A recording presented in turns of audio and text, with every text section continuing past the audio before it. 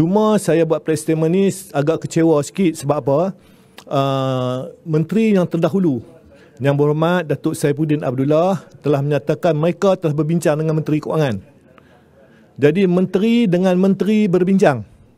Antara Menteri SKM yang dahulu dan juga Menteri Kewangan berbincang dan melaksanakan projek DNB ini yang melibatkan hampir lebih kurang 20 bilion tanpa berbincang dengan pihak bawah. Timbalan pun tak tahu dan begitu juga di bawah pun tak tahu. Tetapi saya dimaklumkan ada juga perbincangan dengan Dr. Fazullah, iaitu pengurusi SKMM, di mana Dr. Fazullah sebab memberian spektrum ini melibatkan SKMM dan juga saya lihat pelibatan Dr. Fazullah di sini.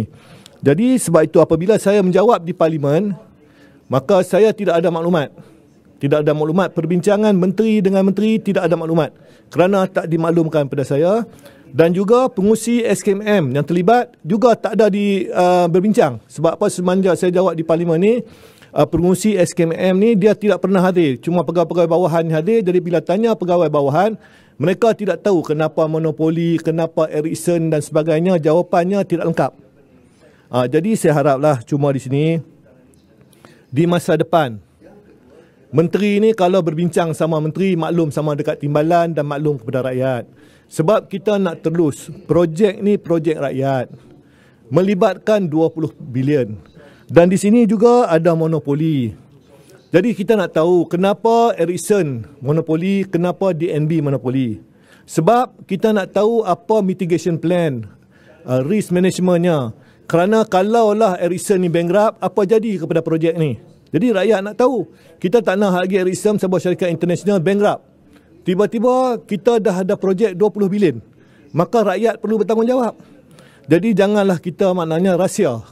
Sebab apa, saya juga apabila jawab di Parlimen, saya perlu bertanggungjawab kepada pihak pembangkang, perlu tahu sebab kita dah sign CSA. Pembangkang juga perlu tahu. Rakan-rakan ahli Parlimen perlu tahu. Rakyat perlu tahu. Janganlah rahsia. Antara menteri dan menteri, projek 20 bilion rahsia. Jadi kita tak nak sekali lagi rakyat ada bersoalkan. Sebab saya pun dapat juga komplain daripada syarikat-syarikat yang masuk tender, kata tender tidak telus, ada penipuan tender dan sebagainya. Jadi kita perlu tahu. Jadi kalau rakyat bertanya, saya perlu jelaskan. Jadi janganlah kita rahsia. Saya tak tahulah kenapa rahsia, menteri-menteri rahsia. Mungkin Menteri Dr. Saifuddin dulu ni dia parti lain, PKR. Saya UMNO. Mungkin rahsia sikit kan. Ataupun ada isu lain. Maknanya ada kepentingan tentu. Rakyat akan sangka, oh ini ada kepentingan tentu. Jadi kalau boleh janganlah rahsia. Sebab kalau nak rahsia, menteri jawab di Parlimen. Tak payah saya jawab. Jadi saya haraplah di masa depan bahawa menteri dengan menteri ini tolonglah kita maklumkan. Sebab kerajaan hari ini kita nak telus. Perdana Menteri pun nak telus. Baik kalau saya pun tak tahu menteri dengan menteri, Perdana Menteri pun lagi tak tahu.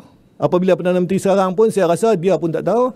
Sebab tu baru-baru ni semalam ni ada perbincangan di antara menteri baru, iaitu Tan Sri Anwar Musa dengan pihak-pihak Kementerian Kewangan, dengan beberapa pihak lain untuk dimaklumkan balik kepada PM. Jadi saya haraplah kan, di masa depan kita lebih telus dalam projek yang melibatkan rakyat, melibatkan 5G, kenapa monopoli dan sebagainya kan.